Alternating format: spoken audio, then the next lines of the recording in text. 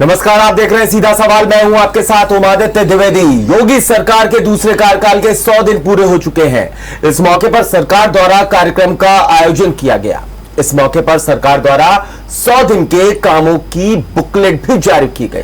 साथ ही सीएम योगी ने press conference को भी संबोधित किया और सरकार की उपलब्धियां गिनाई। सीएम ने कहा कि यूपी की जनता जनार्दन ने हमें आशीर्वाद दिया है। सेवा प्रशासन के 100 दिन पूरे होने पर बधाई।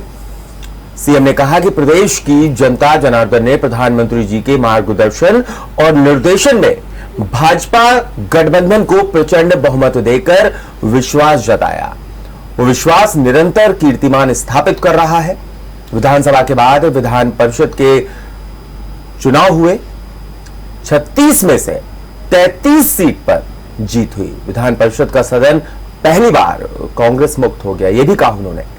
इसके बाद 2 लोकसभा चुनाव भी संपन्न हुए। पूर्वी सीट और पश्चिमी सीट रामपुर और आजमगढ़ का जिक्र किया और कहा दोनों ही सीटों पर बीजेपी को आशीर्वाद मिला। प्रधानमंत्री जी के बेहतर समन्वय का परिणाम है, जिसके कारण जनता का आशीर्वाद उन्हें प्राप्त हो रहा है। उत्तर प्रदेश के इतिहास में 37 सालों बाद ये वक्त आया है कि सरकार को दोबारा प्रचंड बहुमत मिला और किसी मुख्यमंत्री ने 5 साल सफलतापूर्वक पूरे किए। उत्तर प्रदेश देश की आबादी के लिहाज से सबसे बड़ा राज्य है। प्रधानमंत्री कहते हैं कि उत्तर प्रदेश में असीम संभावनाएं हैं। उत्तर प्रदेश अर्थव्यवस्था में बेहतर कर सकता है।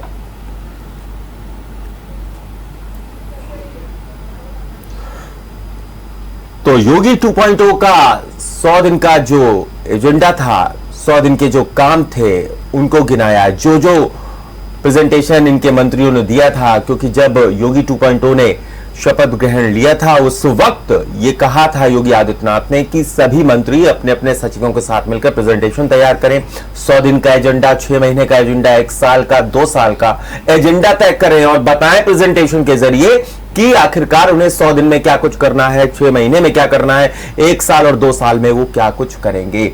इसको लेकर के आज 100 दिन पूरे हो गए, जिसको लेकर के प्रेस कॉन्फ्रेंस की गई और अपनी उपलब्धियों को गिनाते हुए योगी आदित्यनाथ नजर आए। उन्होंने हर मुद्दे को छुआ। उन्होंने बेरोजगारी पर बोलते हुए नजर आए कि रोजगार दिया है। महिला जो भर्तियां होनी है होमगार्ड की, उसमें महिलाओं को कितना आरक्षण दिया जाएगा, वो तक बोलते नजर आए। और साथ ही साथ ये भी कहा उन्होंने कि जो अर्थव्यवस्था है यूपी की, वो ठीक 2 गुना हो गई है। प्रति व्यक्ति आय 2 गुना हो गई, जीडीपी 2 गुना हो गई है। कोरोना काल के बाद एकदम से उन्होंने बहुत सारी उपलब्धियां गिनाई हैं। और कोरोना काल में जिस तरीके से जीडीपी गिरी थी, क्या कुछ स्थिति थी, आर्थिक गतिविधियां पूरी तरीके से बंद हो गई थी। और ऐसे में एक बार फिर से जब आज 100 दिन का एजेंडा उन्होंने बताया, 100 दिन की अपनी उपलब्धि बताई एक एजेंडे के तहत, और साफ तौर पर अपने मंत्रियों की पीठ थपथपाते हुए नजर आए। उन्होंने कहा जनपद स्तर पर, ग्रामीण स्तर पर पहुंचे हैं मंत्री कमिश्नरी में और जाकर के वहां पर उन्होंने बात की है, लोगों से मिले हैं। और सीधा सवाल पर आपको बता दें, आज 100 दिन के इस जो रिपोर्ट कार्ड है, इसको पेश किया है योगी आदित्यनाथ ने। इसी पर चर्चा करने के लिए हमारे साथ मेहमानों का एक पैनल है। हमारे साथ डॉक्टर नितेंद्र यादव हैं, आपका स्वागत है सर। तुफैल अहमद है कांग्रेस से, आपका भी स्वागत है सर। शम्सी आजाद है बीजेपी से, सर आपका भी स्वागत है। सबसे पहले रुक करना चाहूंगा कांग्रेस का मैं। तुफैल अहमद जी, ये बताइए, साफ तौर पर उन्होंने संबोधन में सबसे बड़ी आज जो बात कही वो ये लगी मुझे कि अब पहली बार उत्तर प्रदेश विधान परिषद कांग्रेस मुक्त है। देखिए, योगी आदित्यनाथ जी ने सबसे पहले अपने 100 दिन के जो 100 दिन का कार्यकाल है वो उनको बताना चाहिए था। कांग्रेस की बात छोड़ दी, ठीक है, हमारे पास सीट नहीं आई तो हमने विधान परिषद में हमारा पे सीट होना भी नहीं था, तो उसमें तंज कसने की जरूरत भी नहीं, क्योंकि पहले भी इनकी स्थिति इनकी बार भी थी कि एक विधानसभा में इनके सदस्य नहीं होते थे। यही बात उत्तर प्रदेश की विकास की और अर्थव्यवस्था की। आप देखिए, शायद योगी आदित्यनाथ जी के बताने में शर्मा रहे होंगे कि उत्तर प्रदेश जो 3 गरीबी रेखा नीचे वाले राज्य हैं भारत के अंदर, क्या कहते हैं, झारखंड और बिहार, उत्तर प्रदेश, क्या उन्होंने इसका जिक्र किया?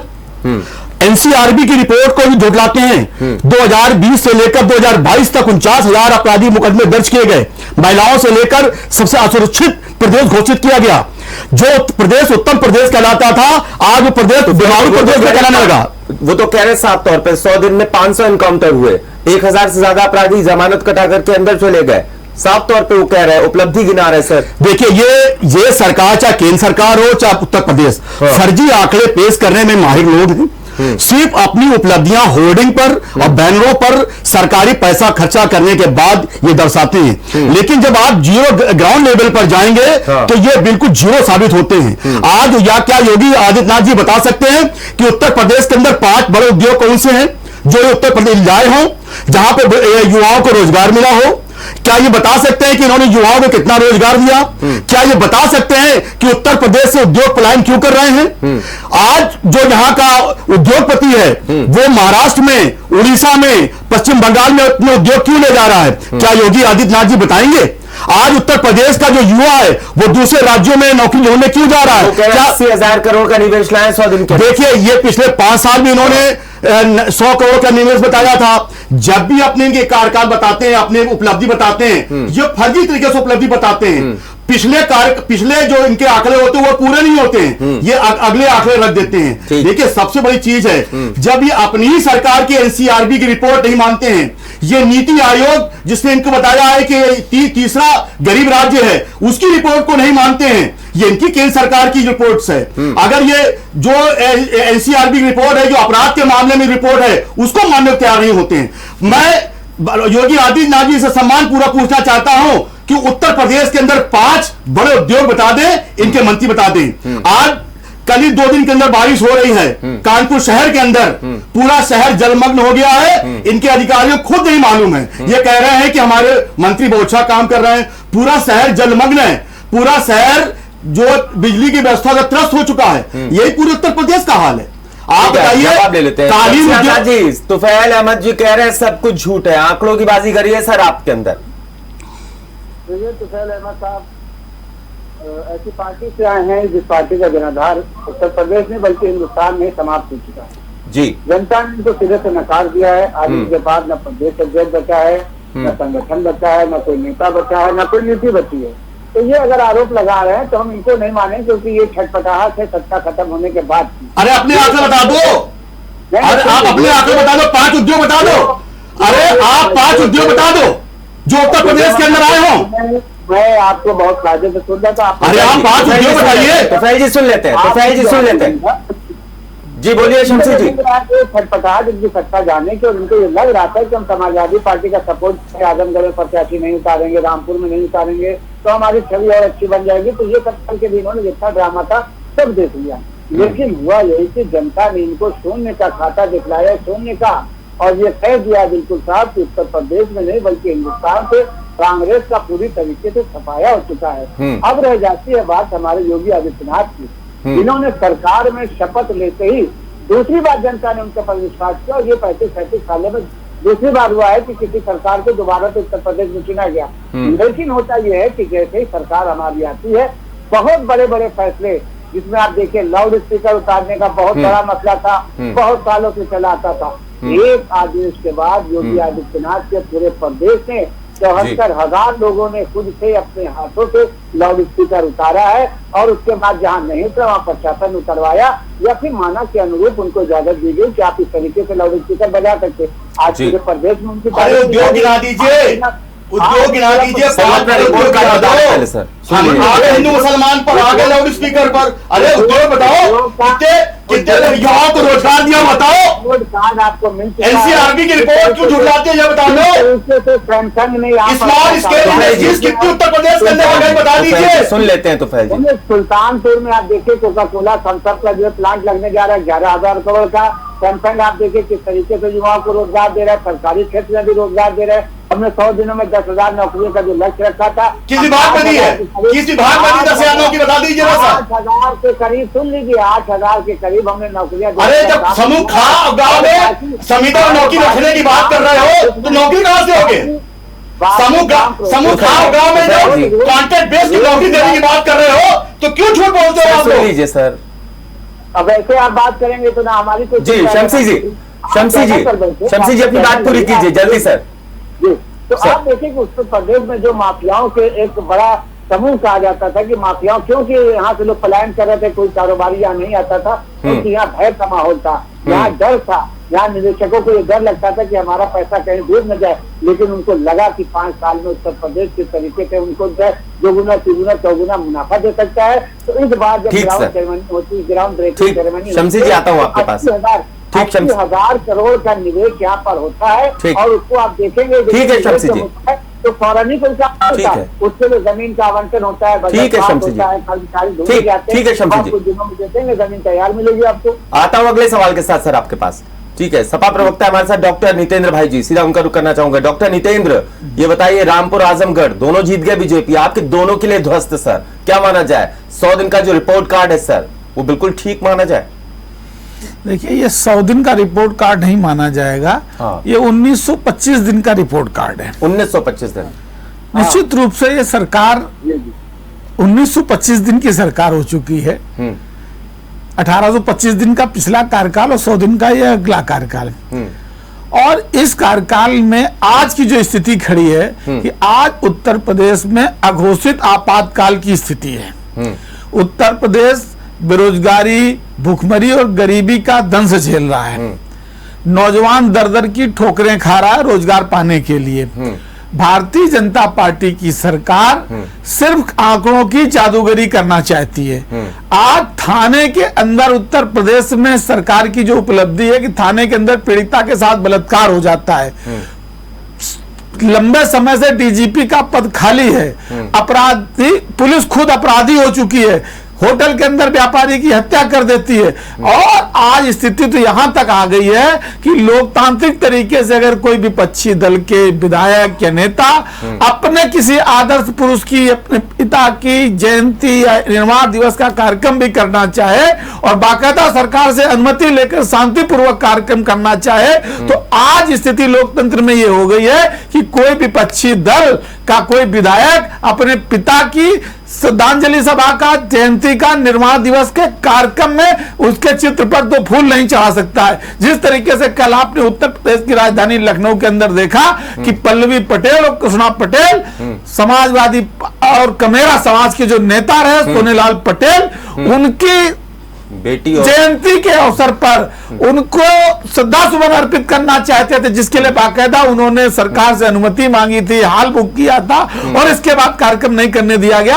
तो आज प्रदेश के हालात, और मैं पूछना चाहता हूं भारतीय जनता पार्टी से कि 100 दिन में इन्होंने बहुत बड़ी उपलब्धियों की एक लंबी फहरिस्त जारी करने का काम किया है, लेकिन मैं दावे के साथ कहता हूं 100 दिन में इन्होंने 10 रोजगार के अवसर नहीं पैदा किए नौजवानों के लिए कोई विभाग, और लाखों प्रधानाचार्य के पदों को समाप्त करने का जिस तरीके से काम किया है, और आने वाले समय में अग्निवीर की तर्ज पर ये शिक्षा वीर, स्वास्थ्य वीर लाने के लिए जिस तरीके से लालायित बैठे, जो मौजूदा समय में कर्मचारी है उनको भी एक डर सताने का काम कर रहा है। मेरे सवाल का जवाब दे दीजिए सर। अगर सर इन्होंने काम नहीं किया तो आखिरकार ये क्यों कह रहे हैं? जब ये 100 दिन की उपलब्धि बता रहे हैं तो ये क्यों बताने से नहीं चूक रहे हैं? मैं निश्चित रूप से पूछना चाहता हूं, आप रामपुर और आजमगढ़ हार गए, बीजेपी को आशीर्वाद दे दिया वो रामपुर की जनता ने और आजमगढ़ की जनता ने, क्यों ना 2024 का यहाँ से देखा जाए नजरिया? बिल्कुल नहीं।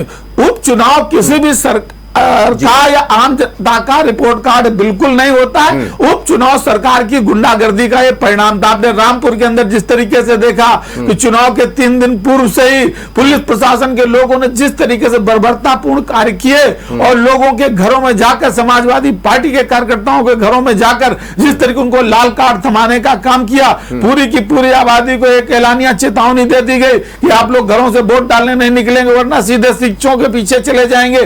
जिस तरीके से उनकी मतदाता सूचियों को पूरी तरीके से घंटे के अंदर साफ कर दिया गया।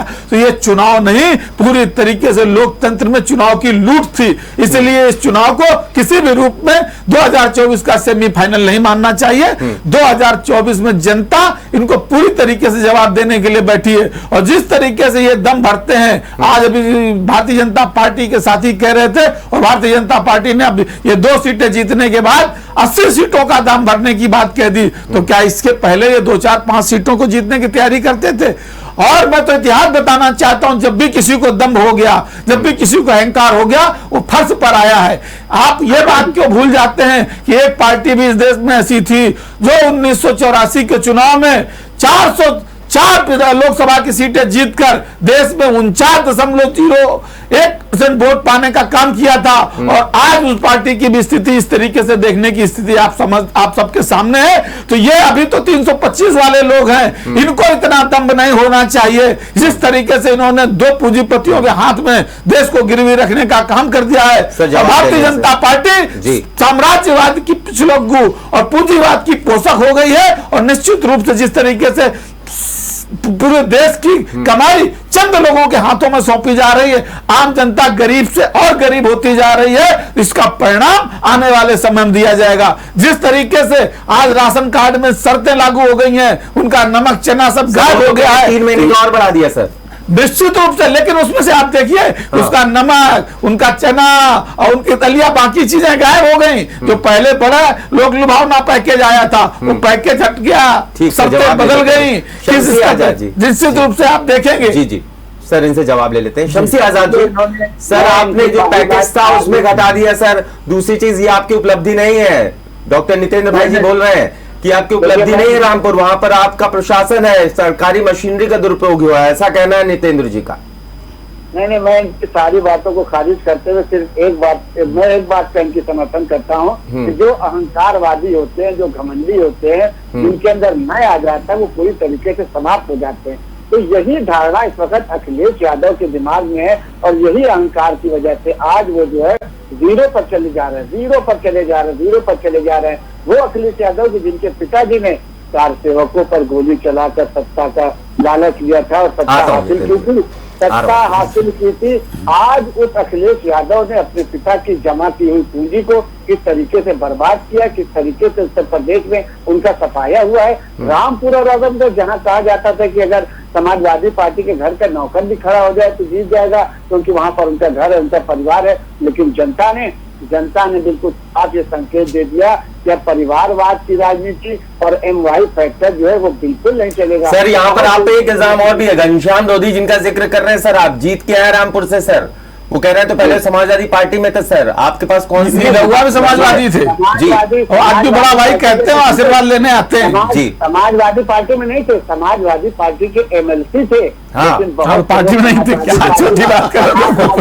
समाजवादी पार्टी बहुत से लोग छोड़कर चले गए क्योंकि उनको लग रहा है कि अब जो है समाजवादी पार्टी में उनका कुछ होने वाला नहीं है। जो सियासत करने वाले, जो राजनीति करने वाले लोग होते हैं, उनको भविष्य देखना पड़ता है कि हमारा भविष्य किस तरीके से होगा, हमारे बच्चों का भविष्य किस तरीके से होगा। तो यहाँ पे सभी समाजवादी पार्टी कार्यकर्ताओं को ये पता है कि अहंकार में डूबे हुए हैं। इतना बड़ा 2022 का चुनाव हो गया, इन्होंने एक चुनाव समिति नहीं बनाई, टिकट बंटवारे की कमेटी नहीं बनाई, अपना स्टार प्रचारक की कमेटी नहीं बनाई। सर आप अहंकारी इसलिए शायद कह रहे हैं क्योंकि आजमगढ़ नहीं पहुंचे, अखिलेश प्रचार करने नहीं पहुंचे सर, और इसका वीडियो उन्हें मलाल भी होगा सर।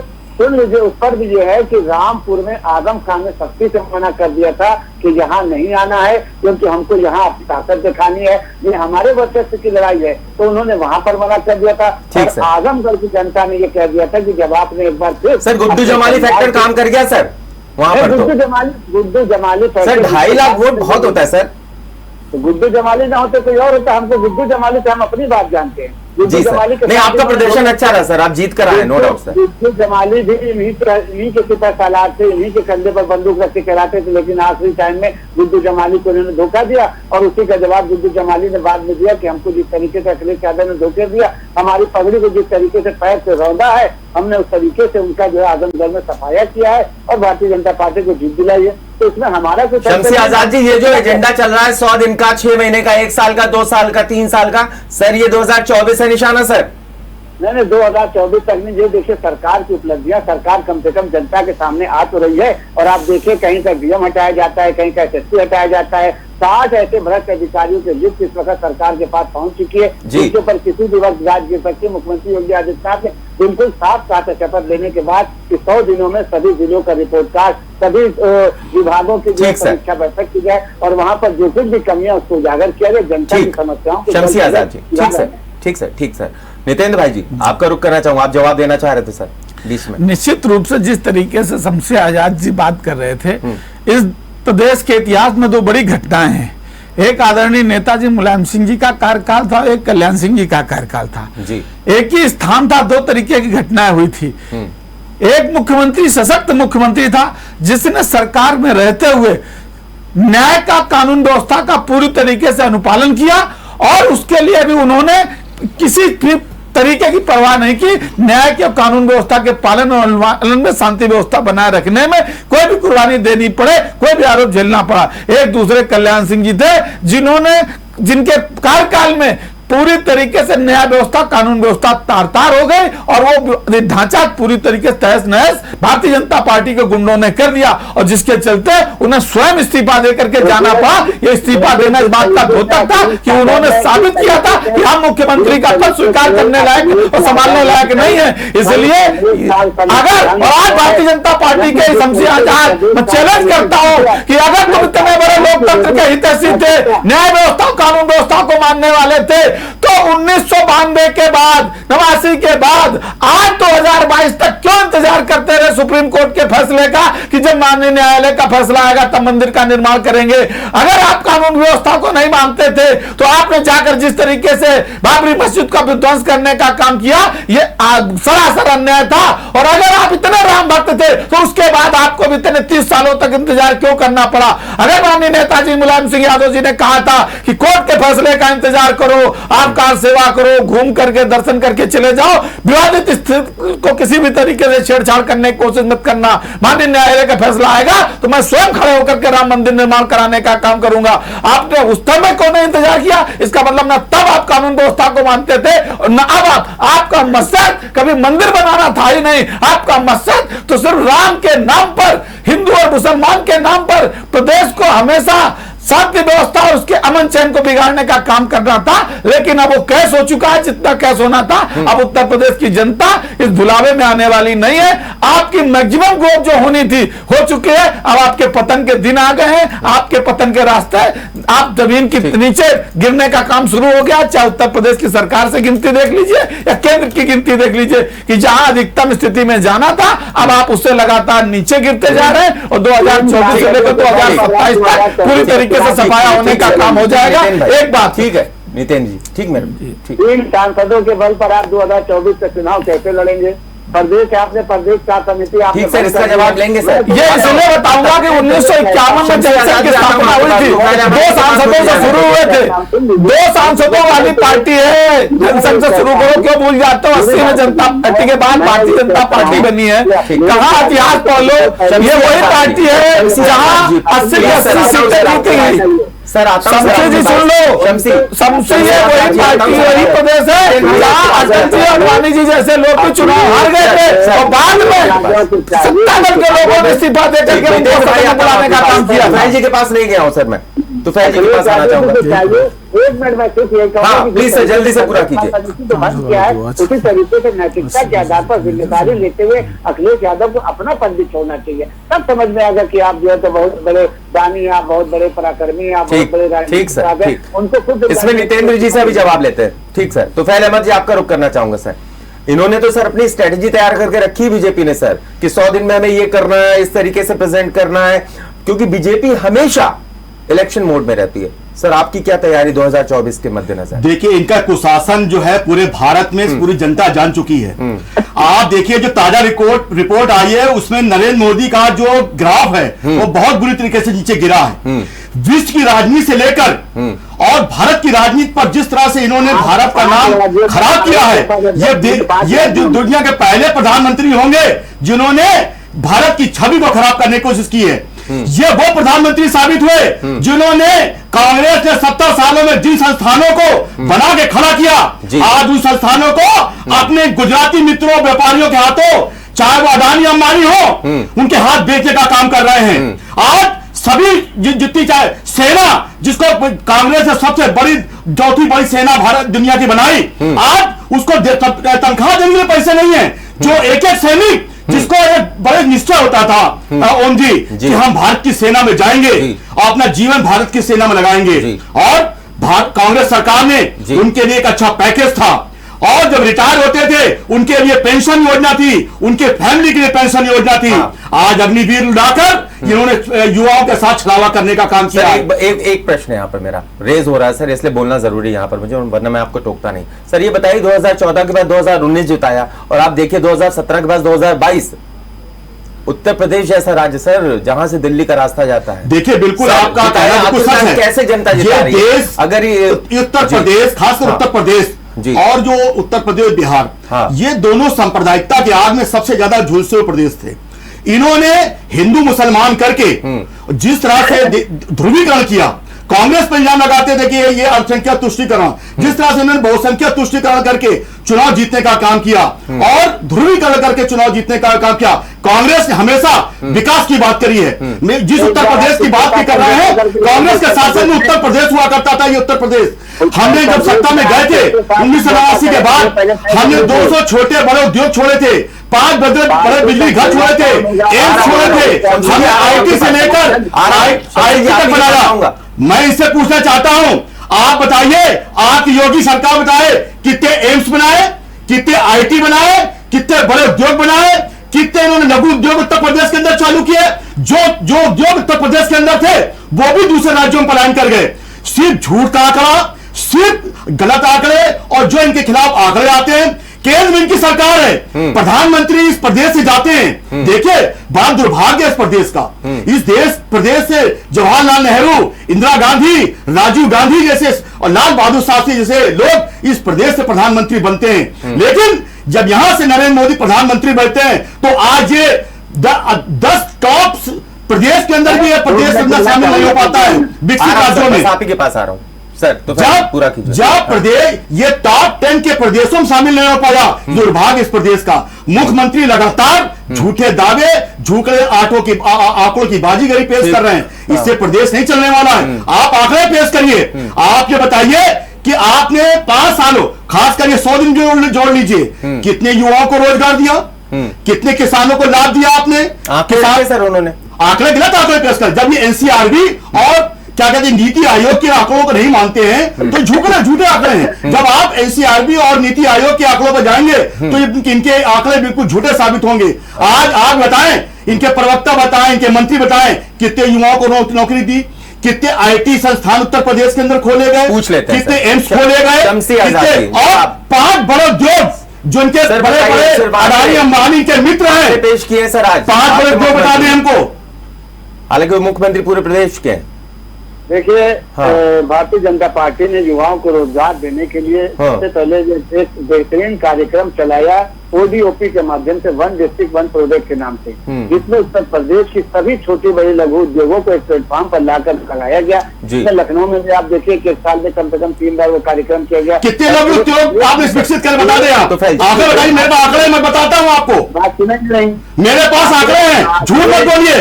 आप लघु उद्योग बताइए, कितने आपने मुद्रा लोन दिए, कितने लघु उद्योग चालू करे? बताइएगा। आंकड़े 2024 के लिए रखे रहिए, काम आएंगे आपके लिए। मेरे काम तो आएंगे, हमने तो इस देश को बनाया है ना। आप बर्बाद कर बेच रहे हो तो दर्द है हमको, उत्तर हमको दर्द है।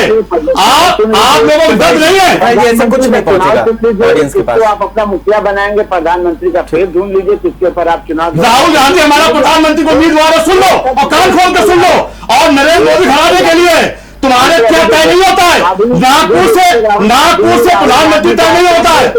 हमारे क्या पार्टी से प्रधानमंत्री तय होता है, तुम्हारे क्या से नागपुर से प्रधानमंत्री तय नहीं होता है। तैयार नहीं होंगी, समाजवादी पार्टी तैयार नहीं होगी, बसपा तैयार नहीं होगी, तेलुगु देशम पार्टी नहीं तैयार होगी, और लोकतांत्रिक कांग्रेस सब तैयार होंगे। इस देश को अराजकता से बचाने के लिए, दूसरी अर्थव्यवस्था बचाने के लिए, इस देश को अर्थव्यवस्था कंगाली बचाने के लिए देश अब बर्दाश्त नहीं करेगा। अभी आपके नेता जब तक कोई बड़े नेता का नाम न लेने, आप अपने तरफ से बयान न दे कि राहुल गांधी प्रधानमंत्री का चेहरा हो सकता है। बिल्कुल है, मैं डंके चोट कहता हूँ, एक कार्यकर्ता होने के नाते मैं कहता हूँ राहुल गांधी हमारे प्रधानमंत्री पद के उम्मीदवार है। जो अपने क्षेत्र से चुनाव न जीत पाए, जो अमेठी जैसे। अरे तो तुम्हारे अटल बिहारी वाजपेयी भी चुनाव हार गए थे, अटल बिहारी वाजपेयी चुनाव हार गए थे, आडवाणी चुनाव हार गए थे। कांग्रेस की मेहरबानियों से लोकसभा में आए थे। शायद इतिहास पढ़ लिया करो। और राजीव गांधी ने विदेश नीति में उनको प्रमुखता से स्थान दिया था। अगर आपको नहीं मालूम हो तो हमारी मेहरबानियों से अटल बिहारी वाजपेयी सांसद बने थे। ठीक, इतिहास पढ़ के रखा करो। ठीक है तुफैल जी, इतिहास पढ़ लिया करो, डिबेट आया करो। शमसी जी, उत्तर प्रदेश में रोजगार बहुत तेजी के साथ फैलेगा। आप देखिए होमगार्ड बढ़ेगा। 5 साल में क्या कर रहे थे? 5 साल के बताओ, 5 साल का क्या बताओ रोजगार का? 5 साल में तो देखिए हमको 2 साल ही जो उद्योग थे वो भी चले गए। अरे कालीन उद्योग चला गया, चमड़ा उद्योग चला गया, यहाँ का स्टील उद्योग चला गया। यहाँ से जितने उद्योग थे वो दूसरे प्रदेशों में पलायन कर गए। कहीं नहीं है। और समिट के नाम पर अरबों रुपया खर्चा किया। मुख्यमंत्री ने समिट के नाम पर अरबों रुपया खर्चा किया और अरबों रुपया में 10 रुपए का व्यापार उत्तर प्रदेश के अंदर नहीं आया। ठीक, बहुत ही तेजी के साथ एक बार फिर देखेंगे कि तीसरी बार प्रधानमंत्री तीसरी बार नरेंद्र मोदी बनने जा रहे हैं। आप अपना मुद्दा आपकी ये ख्वाब पालेगा और देश में परिवर्तन बना लिया है। परिवर्तन होगा, पूर्व लगा लो। आता हूं आपके पास सर। तुफैल जी, सपा प्रवक्ता हमारे साथ हैं डॉक्टर नितेंद्र भाई जी, सीधा उनका रुख करेंगे। डॉक्टर नितेंद्र भाई जी, ये बताइए, बीजेपी तैयार नजर आ रही है और 100 दिन का भी पूरा रिपोर्ट कार्ड रख दिया है। आगे फिर आने वाले 100 दिन में रिपोर्ट कार्ड रखेगी बीजेपी या 6 महीने पूरे होने पर रख देगी। लेकिन उनकी तो स्ट्रेटेजी साफ तौर पे दिख रही सर। आपकी क्या स्ट्रेटेजी सर लोकसभा चुनाव के मद्देनजर?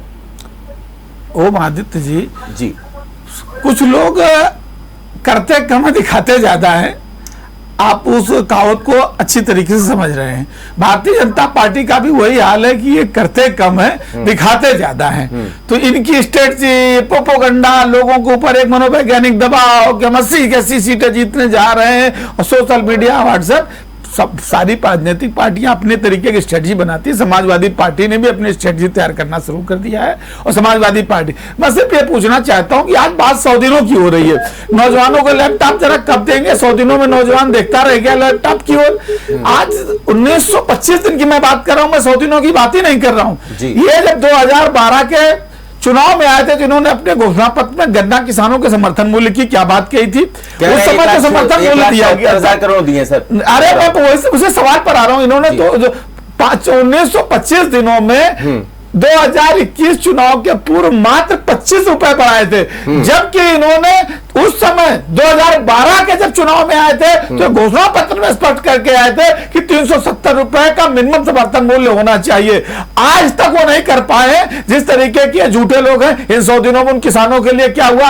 और दूसरी बात, ये जिस तरीके का झूठा प्रचार करने का काम करते हैं, ये क्यों नहीं बताते कि किसानों का कितना का बकाया है? ये जब बात करते हैं कि हमारा 50,000 रुपया आपसे लेने का बकाया है, तो ये कभी नहीं कहते।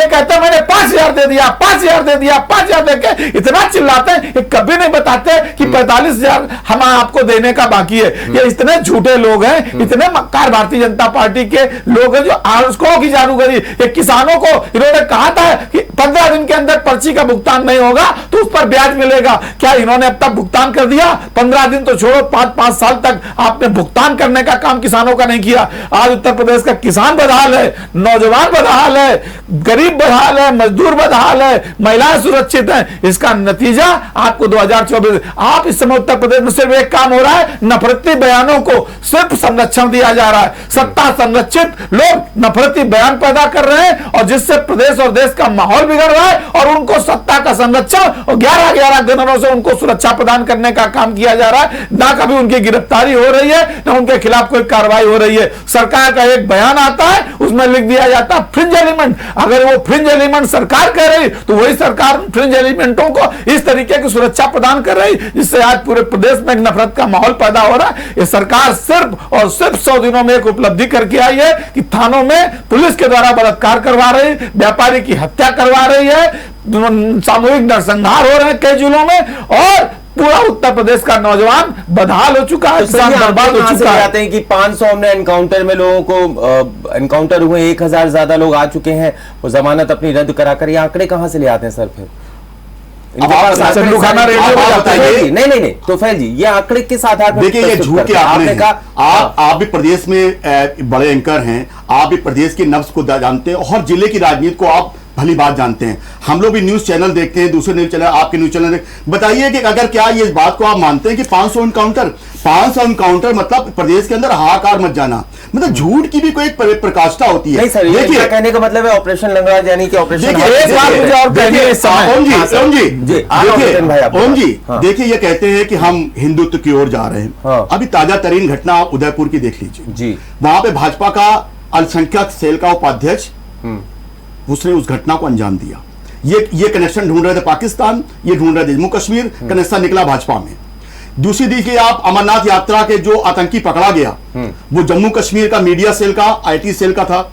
तो आखिर जो अल्पसंख्यक सेल के निकल रहे हैं, कहीं ना कहीं एक बड़ी साजिश भाजपा और उनके जो फादर सर ऑथेंटिक है जो आप बात बोल रहे हैं। बिल्कुल बिल्कुल इस पर मैं भी समर्थन करना चाहूंगा। देखिए आपके पास ही आ रहा हूं तुरंत में, तो बिल्कुल आप देखिए कहीं ना कहीं देश को नफरत की आग में झुसाने का एक षड्यंत्र रचा जा रहा है। जहां पे इनकी सरकारें नहीं होती हैं वहां पे इस तरह के ये लोग षड्यंत्र करते हैं। दूसरी चीज, दूसरे दलों के लोग क्यों नहीं इस पर पकड़े जाते हैं, कनेक्शन कहीं और ढूंढा जाता है। और देखिए मैं तो राजस्थान गहलोत सरकार को बधाई दूंगा कि उन्होंने तुरंत एनआईओ को करा और आतंकी अंतरराष्ट्रीय आतंकी धाराएं लगाई। गृह मंत्रालय ने एनआईओ को लगाया। देखिए सबसे बड़ी चीज है उसके बाद ये बैकफुट पर जाते हैं। अगर वहीं पे अगर देखिए आप आइए उत्तर प्रदेश के अंदर जहां पे हम लोग मुद्दों की बात कर रहे हैं, आज उत्तर प्रदेश मानव विकास में सबसे पीछे जा चुका है। आज देखिए उत्तर प्रदेश की जो प्रति आय व्यक्ति है वो घट रही है। उत्तर प्रदेश दुगनी हो गई सर। नहीं, ये तो झूठ का आंकड़ा, मैंने पहले भी बात पेश किया। ये हमसे इनके मुख्यमंत्री या इनके प्रवक्ता हमारे साथ बैठ गया आंकड़े लेकर, मैं इनको झूठ साबित कर दूंगा।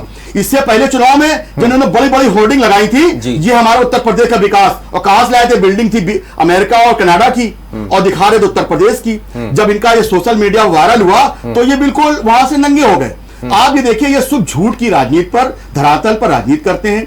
कोई भी उत्तर प्रदेश के अंदर ना युवाओं के लिए ना श्रमिकों के लिए, मैं तो बार बार भाजपा के नेता प्रवक्ताओं से पूछता हूं कि 5 उद्योग बता दीजिए आप, जो बड़े आपके पूंजीपति हैं, जो भारत जो लोन ले लेके भाग रहे हैं, उत्तर प्रदेश में बताएं। और क्यों नहीं, आपके मुख्यमंत्री इतने यशस्वी मुख्यमंत्री हैं, इतने काबिल मुख्यमंत्री हैं, जिनके ऊपर भविष्य में 42 मुकदमे खुद थे, पूर्व उप मुख्यमंत्री के 11 मुकदमे खुद थे। सुनिए, अगर वो लोग ये बात करेंगे कि हम सुशासन की देने की बात करेंगे, सत्ता में आते हैं अपने मुकदमे वापस ले लेते हैं।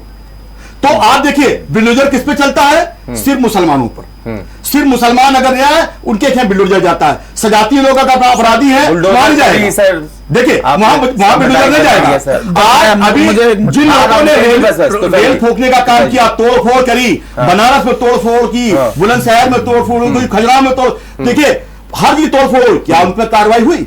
सिर्फ नफरत की राजनीति, इनके बाद विकास का कोई एजेंडा नहीं है जी, सिर्फ झूठ का एजेंडा है। फिर भी इतिहास रच दिया सर, ये तो मानेंगे आप तो फैल जी। देखिए इतिहास तो रच दिया ना, 37 साल बाद दोबारा आ गई।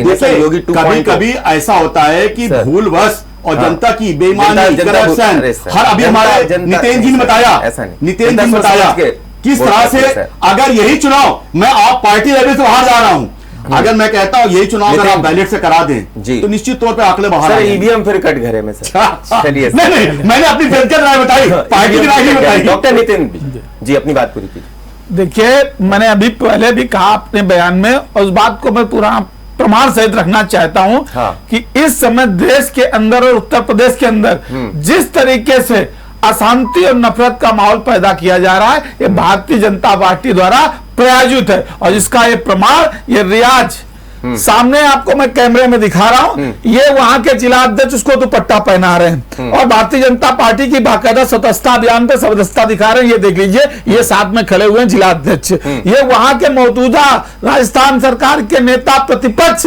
कटारिया, उनके साथ उनके घर में बराबर से सोफे में बैठ रहे हैं और उनके साथ कई फोटो, एक दो नहीं कई तस्वीरें हैं, ये बाकायदा सम्मानित किया जा रहा है। और ये जो भारत के राजस्थान के पहले गृह मंत्री भी रहे हैं जी, ये पूरी की पूरी तरीके से एक प्रायोजित था, क्योंकि आने वाले समय में राजस्थान के अंदर भी चुनाव आना है, देश में 24 का चुनाव आना है, देश में अमर इसके पहले, चूंकि मैं आज फिर कह रहा हूं कि इसके पहले 2019 में चुनाव के पहले घटना पुलवामा की हुई थी, आज तक उसकी जांच भारत सरकार ने कभी नहीं कराई। क्यों नहीं कराई, ये पूछना चाहता हूं। उसके बहुत सारी जिंदगी घटनाएं हुई और उसके कनेक्शन हमेशा भारतीय जनता पार्टी के लोगों के साथ ही क्यों निकल करके आते हैं? और आज जिस तरीके से कानपुर के अंदर घटना हुई, माहौल बनाने का पूरा प्रयास किया गया, जिस तरीके भारतीय जनता पार्टी के प्रवक्ता द्वारा बयान दिया गया, और आज अगर ये फोटो किसी अन्य पार्टी के नेता के साथ अगर होती तो आज हिंदुस्तान का मीडिया भी कोहराम मचा रहा होता। भारतीय जनता पार्टी का आईटी सेल से लेकर के और यही शमसी आजाद ढोल बजा बजा करके कपड़े उतार कर नाच रहे होते दूसरी पार्टी। मैं पूछना चाहता हूं कि ये कौन है रियाज, किस तरीके से ये देखिए उनके जिला अध्यक्ष किस तरीके से बयान दे रहे हैं, ये अल्पसंख्यक मोर्चा के जिला अध्यक्ष हैं। इसके पहले आप आ जाइए, आप दूरीकरण की राजनीति कर रहे हैं सर। ये देखिए ये जिला अध्यक्ष जी उनको माला पहना रहे हैं, ये देखिए सामने शेयर कर सर। जवाब दे दीजिए नितेंद्र जी का, कई गंभीर प्रश्न उठा दिए सर इन्होंने, इसका जवाब नहीं होगा इनके पास। ये देखिए एक वहां के नेता प्रतिपक्ष जिनके गले में बाहों में बाहें डाल करके आतंकवादी के साथ फोटो खिंचवा रहे हो। तक आवाज नहीं पहुंच रही सर, आवाज नहीं पहुंच रही है। चलिए तौफीक अहमद जी अब लास्ट कमेंट आपसे ले लेते हैं सर। ये बताइए सर, कांग्रेस का जनाधार इतना गिर चुका है, मतलब कुल मिलाकर सियासी जमीन आपकी उत्तर प्रदेश से खिसक चुकी है, इस वक्त आपको संजीवनी की जरूरत है। जैसा आपने अभी राहुल गांधी का जिक्र किया कि आप प्रधानमंत्री का चेहरा राहुल गांधी होंगे सर, इसके लिए तो मैं सर अभी बहुत जल्दबाजी होगा कहना, क्योंकि कांग्रेस है, जैसा कि आप खुद कहते हैं कि नहीं मालूम, लेकिन सही मायने में आपने नागपुर का जिक्र कर दिया कि बीजेपी में हालांकि नहीं मालूम होता सर, लेकिन कहीं ना कहीं कांग्रेस जो है, कहीं ना कहीं अब जो नजर आ रहा है कांग्रेस के अंदर, संजीवनी कहां से मिलेगी सर? अंदर खाने क्या कुछ मंथन चल रहा है सर? आपके लिए बेहद जरूरी है सर, क्योंकि इस समय सामने बीजेपी के सामने कोई मजबूत पार्टी नजर नहीं आ रही केंद्र में सर। देखिए बीजेपी के सबसे बड़ा विकल्प कांग्रेस है, देखिए पूरे भारत के अंदर, ये सच्चाई भी है। और रीजनल पार्टी जो है ना सर, वो भी आपका साथ देना पार्टियां हैं। देखिए ये भी मैं उस सत्य को नकारता नहीं हूं कि भारत में रीजनल पार्टियों की भी अपनी एक अहमियत है, हाँ। और वो भी अपनी एक अहमियत रखती है, लेकिन पूरे भारत के अगर नजरिया आप देखेंगे तो कांग्रेस ही एक विकल्प है। और जिस तरह से आप देखिए सभी मुद्दों पर राहुल गांधी जी जिस तरह से संघर्ष कर रहे हैं और जिस तरह से मुद्दे उठा रहे हैं, चाहे वो राफेल का मुद्दा हो, चाहे वो कोरोना का मुद्दा हो, चाहे कोरोना मुद्दे हो, सारे मुद्दों पर राहुल गांधी ने उठाया। और बीजेपी विकास की बात कर रही सर जी, बीजेपी विकास की बात कर रही है। विकास है कहाँ? विकास के नाम पर तो आपने जितनी सब चीजें, रेलवे बेड डाला आपने, एयरलाइंस बेड डाला आपने, बीएसएनएल बेड डाला आपने, एमटीएनएल बेड डाला आपने, स्टील अथॉरिटी ऑफ इंडिया बेचने जा रहे हैं आपने, सारे संस्थान तो बेड डाले। आज आप बताइए कि एक भी आईआईटी एम्स बनाया हो आपने? अगर विकास की बात कर रहे हैं, विकास के पैमाना देखिए, पूरी दुनिया में विकास का पैमाना स्वास्थ्य, शिक्षा और रोजगार शुरू होता है। वक्त इतना स्वास्थ्य है नहीं, शिक्षा है नहीं, रोजगार है नहीं। शमसी आजाद जी आपका शुक्रिया, हालांकि आप हमें सुन नहीं पा रहे हैं, फिर भी आपका शुक्रिया सर। तौफीक अहमद जी आपका शुक्रिया, डॉक्टर नितेंद्र भाई जी आपका भी शुक्रिया, प्रदेश प्रवक्ता हैं समाजवादी पार्टी से डॉक्टर नितेंद्र भाई जी, तौफीक अहमद कांग्रेस से और शमसी आजाद बीजेपी से। तीनों ही लोगों को आपने सुना और समझ रहे होंगे कि आखिरकार 100 दिन का जो रिपोर्ट कार्ड था, 100 दिन की इस योगी 2.0 की सरकार का, वो कितना अहम था। इसके कई मायने हैं, क्योंकि उसमें हर चीज़ का जिक्र किया गया है। रोजगार से जुड़ी हुई बात की गई, किसानों की गन्ना जो भुगतान होना था उससे जुड़ी हुई बातें की गई हैं। साफ तौर पे कहा गया है कि जो हमारे यहाँ निवेश आया 80,000 करोड़ का है, एमएसएमई लोन का जिक्र किया गया है, और भी ऐसे कई सारी बातों को बताया गया है कि लगभग जो यहाँ की अर्थव्यवस्था है यूपी की, वो दोगुनी हो गई है। अपने आप में यहाँ पर कांग्रेस जो है वो कह रही है आंकड़ों की बाजीगरी है, समाजवादी पार्टी कह रही है आंकड़ों की बाजीगरी है, लेकिन देखना ही होगा जिस तरीके से बीजेपी अपने स्ट्रेटजी के तहत आगे बढ़ रही है उत्तर प्रदेश में, कहीं ना कहीं इस वक्त तो बीजेपी मजबूत स्थिति में है, लेकिन समाजवादी पार्टी कहीं ना कहीं अब मजबूत स्थिति में आगे देखने को मिल सकती है, क्योंकि कार्यकारिणी और प्रकोष्ठ जो है जिले के, उनको भंग कर दिया गया है। हालांकि प्रदेश अध्यक्ष को नहीं हटाया, नरेश उत्तम पटेल जी को। अब देखना ही होगा अखिलेश यादव नया क्या कुछ करते हैं, क्योंकि विधानसभा में चुनाव में जिस जैसे हार हुई है, उसके बाद अखिलेश यादव पूरी तरीके से नई सजावट करते हुए नजर आएंगे। सीधा सवाल में इतना ही, आप देखते रहिए GMT न्यूज।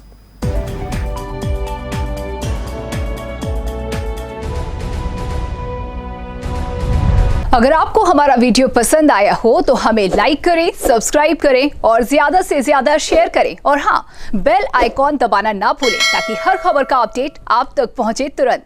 आप हमें इंस्टा, ट्विटर और फेसबुक पर भी फॉलो कर सकते हैं। हमारी आईडी है @GMT News Flash।